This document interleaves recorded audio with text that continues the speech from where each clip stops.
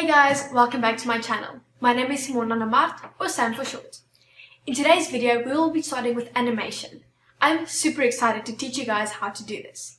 If you haven't seen part 1 through 3 yet, please go check those out first so that you can follow along. If you're enjoying this series so far, please leave a like and subscribe to my channel. Let's go! In this tutorial, I'm going to teach you how to make this awesome looking animation. Okay, so back to where we left off last time. We already made these rigs and now we can start animating the frying pan and the egg to make that animation that you just saw. The first thing we want to do is name these rigs or armatures. So at the moment it's just armature 1 and 2. So select the frying pan armature and then go to this armatures tab, which is this green stick man, and then where it says armature.00 whatever number yours are, just click on that and then rename it to frying pan. And then select the eggs rig and then rename it to egg. Okay, now the armatures are named, but we want to name every single individual bone as well. So select the frying pan's rig, then go into edit mode so that we can select them separately.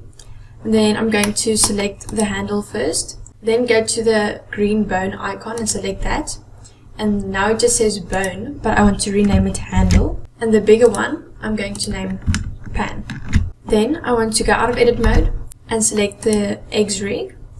Then I want to go into edit mode and rename each of the bones. So the middle one, I'll just call main or egg underscore main. And the right one, I'll name egg.r for right. And the other one, egg.l. We have all the bones named now, so we should be able to animate them without problems. Now on to animating. The first thing we want to do is open another viewport. So go to the upper right corner, hover there, click and drag to the left. And then I want to change this viewport to a dope sheet. So go to the upper left corner, select that icon, and then click on dope sheet, which is in the animation tab. And then where it says dope sheets up here, select that and change it to action editor. The second thing that's important is the timeline, which is down here. We want to drag this up a bit by selecting it there and then dragging it up so that we can see better. And then we want to create a new animation. So up here where it says new, just select that and then I'm going to name it flip. Important things to note, that each of these numbers, so if you grab this playhead, which is this blue block at the top, and drag it, you can see that it goes up in number, and each number is a frame. So this is frame 1, frame 2, frame 3, and every second of the animation, around 24 frames will pass. So if I animate something, and then I make something happen on frame 1, and then I make something else happen in frame 24, then the animation will change over 1 second from frame 1 to frame 24. So for example, you don't have to follow me now, I'm just going to show you something. So if I make this a frame, and then on frame 24, I change the position and make another frame, and I play the animation, then within 1 second it's going to change from the first position to the last position. So that's how the frames work. The second thing is keyframes. So every time I change the position of a bone and I want to freeze that position in one of these frames, I have to add a keyframe. So to do that, you just press I, which will open up this insert keyframe menu. And then we want to select lock rot, which is location and rotation, which will basically just freeze or save the location and rotation of the bone in that frame. And if we go to another frame and change the position of the first frame will still be the same. But we don't want to select the lock rod every single time. So if you go down here where it says keying and select that, and you go up to these two key icons and select that, you can click on lock rod. And then every time you press I, it will automatically keep it on lock rod. And to animate, you always have to be in pose mode. So that's when the selected bone is blue. But we want to animate the egg and the frying pan at the same time. So if I go out of pose mode for now, with Control Tab, and I select one and then shift select the other and then go back into pose mode with Control Tab, I can animate them both at the same time. So here in this summary tab, you can basically just see the name of the bone and then the keyframes that's been inserted on that bone. And if I go down, you can see the X, Y, and Z location of it is frozen, and the X, Y, and Z rotation as well. And that's going to be the same for every keyframe that we add. In animation, we do something called blocking, which is basically just making the main poses of the animation and then adding everything in between afterwards. So the main poses that we're going to have are the following. First of all, we're going to move the pan up to about here. So that's the picking up motion. And then we're going to move the pan down a bit, but at the same time, we're going to bend it down to create that expectation of the pan flipping up. And then once it's down there, we're going to move the whole thing up a bit. And then this is gradually going to rotate to the top again. Like that. And once it's there, the egg is going to flip out. And then while the egg is flipping, the pan is going to lose its tension and it's going to go straight. And then once the egg drops, it's going to go down and then back up for the weight of the egg to make an effect. So those are the main aspects of the animation that we're going to do. So the first part is just to go to frame 1 and insert all of the keyframes as they are now. So press A to select all of the bones and then I to insert all of the keyframes. So that is the starting position of the animation. Then the second thing you want to do is, and to see more detailed numbers, just scroll in with your middle mouse button.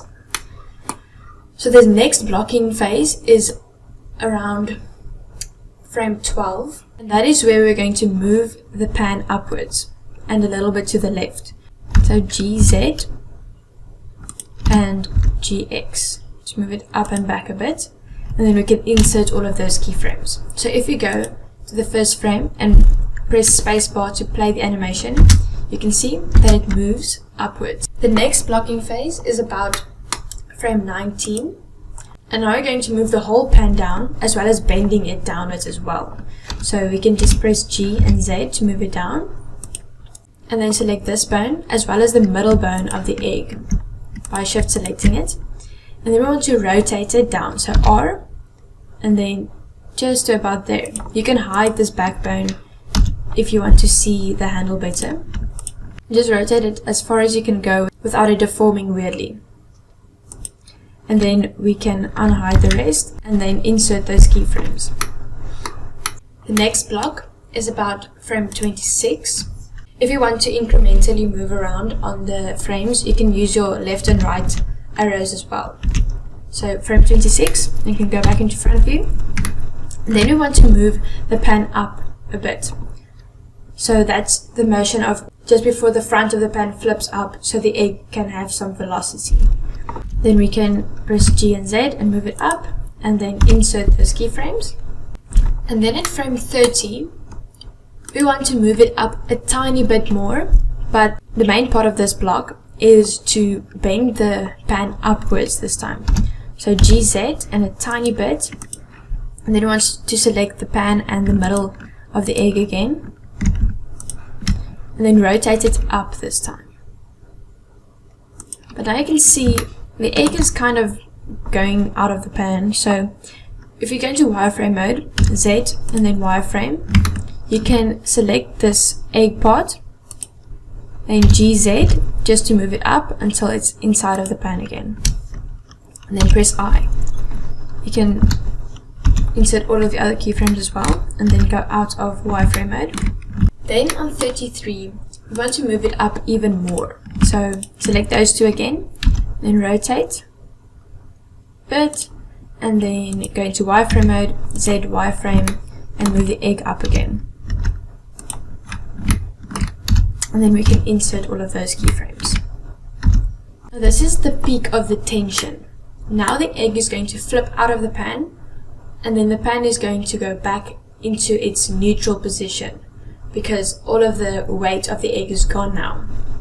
So at frame 36, we want to remove all of the rotation on the pan.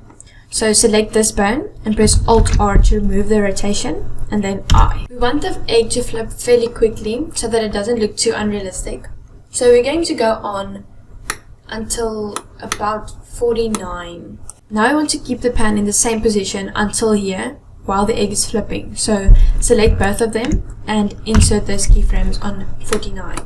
And then the egg is going to drop into the pan, and then it's going to move down with the weight of it. So we want to go to frame 51, which is going to be the bottom of the weight just before the pan goes back up again. And then we want to select the egg as well. And now I just want to remove the rotation of the egg here and move it down into the pan again. So GZ. And then select both of those again and rotate it down again. And then we can move the egg into the pan. And then we can save all of those, A and then I. And now that the egg has landed again, we want to make the pan go back into its neutral position again in frame 60. So select all of them, press Alt-R, move the egg up with GZ, and then select all of them with A and insert those keyframes. And after the flip is finished, we want to move the pan back down into its previous position at frame 70. So select everything, Alt-R, Alt-G, and then I. Okay, so now we are done with the animation for the frying pan, and now we can move on to the flip of the egg. The first thing we want to do is watch this animation and see how it looks and if it's natural or not. So we can go to frame 1 down here in the timeline, or 0, and then press spacebar to watch it. So the egg is going to do some weird things right now, but don't worry about that. We only want to look at the frying pan. So as you can see, this is going to keep on playing until it reaches frame 250, and that's going to take a long time, and we don't want to wait that long every single time. So as you can see here, there's a start and an end frame. So we are starting in frame 1, and we want to go on to the last frame we've animated on, which is 70. So we want to change this end frame, which is 250 right now, to 70. And then the animation will keep looping every time it's finished. So if you play it now, you can see it plays over and over again. If you go out of wireframe mode with Z solid, and then go out of pose mode, Control Tab, and hide the egg and its armature, we will be able to see the pan moving better. We can actually hide the armature of the pan as well. So if you play it now, you can actually imagine the movement of the egg flipping out and dropping back into the pan. Now all we need to add is the actual flip of the egg. So we can unhide all of those and go back into pose mode and keep on animating. You can zoom out of here a bit. And now we want to select one of the bones of the egg, and then we can see all of the keyframes added already for that rig. We want to add some more to do the egg flip. But firstly we want to see if the egg is in the right position in all of these frames already. So go to frame 1 and into side view, and we can actually go into wireframe as well, and then see if it's in the right place in the pan and that it didn't move up or down. So 1 is fine, 12 is also fine, 19 is fine. I think I can move that up a little with GZ, and then insert. 26 also up a bit with GZ. Yours might look a little bit worse than mine. 30 down a bit and insert. 33 is fine, 60 is fine, and 70 is fine as well. Just make sure your egg is in the right place in those frames so that it doesn't move up and down or vibrate or something. Then we can do the flipping part. So that would happen just after the pan has reached its peak at the top. So that would be right there. So at 33, that is when the egg is starting to flip out of the pan, and then it'll drop right back in at frame 61. So at frame 33, we can go a little bit closer, and now we want to move this part of the egg up. So since the pan is moving up with the front first, it's going to lead with the front, the egg also has to lead with the front. So we can rotate that up and insert that keyframe, and then we can move the whole egg up as well and insert that. The next blocking phase of the egg is at frame 36, where the egg will be completely out of the pan and in the air. So we can move it up, rotate it, and rotate the top even more, and then insert those keyframes. And we can move the egg backwards a little as well, just so that it doesn't look like it's falling out of the pan. The next blocking phase would be at frame 40, where we will rotate the egg around to that side, and then rotate this leading part more, and rotate this backbone as well, so that it follows the others, and then insert all of those keyframes. Next we have frame 42, where the egg will be flipped completely upside down, like that. Move it up, insert those keyframes, and rotate these a little bit more. And then if you move up, you can see the egg is already moving in the different direction because we have another frame at frame 62. We want to make sure we're animating onto the previous frame and that it doesn't change. So we're going to select the keyframes here and then duplicate them by Shift D and move them up one. And then we can animate on top of those. So at frame 33, we can rotate the egg like that, move it up and insert those keyframes. Then we want to duplicate those, Shift D, and move them up to frame 45. And then rotate it more.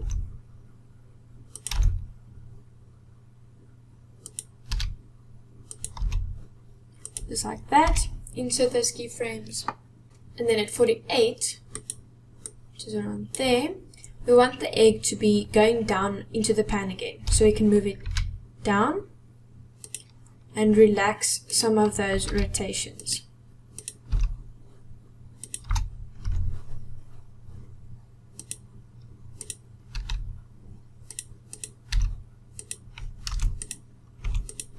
Insert them. And then at frame 49, we want the egg to be completely back in its previous position. So we can select all of them, press Alt-R to remove the rotation, and move it down into the pan with GZ, and a little bit to the right, X, and then insert those keyframes.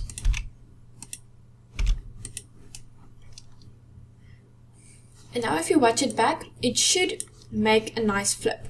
If you have some weird glitches or something, you can just make some minor changes and adaptations and add some keyframes in between to make sure it doesn't do some weird rotations. So let's just play that.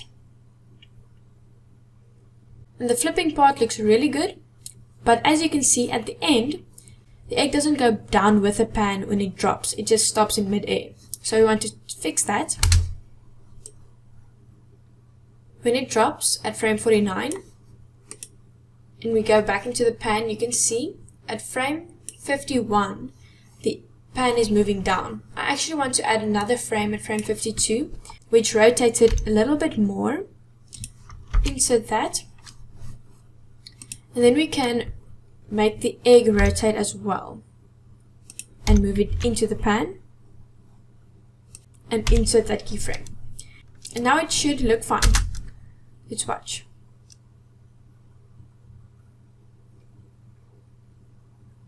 And that looks really good. But as you can see, there's still some weird sliding going on with the egg there. And then you can just do some fiddling and playing around to fix that. And you can just like incrementally go up 1 frame at a time with your arrows to spot any problems.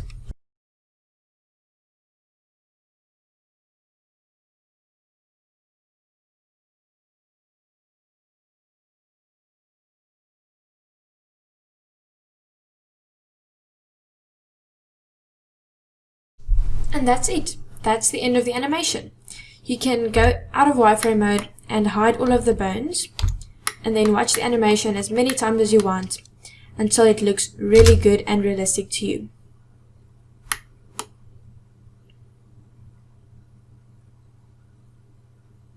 Thank you so much for watching that. I hope you were able to follow along and that it wasn't too hard. Next week we're going to dive into some texturing as well as setting up the whole scene so that we can make a really cool final render. And that's how you animate. We are already past halfway with the series and only have 2 parts left. Before you go, please leave a comment down below, like this video and subscribe to my channel. I'll see you next week for texturing and setup.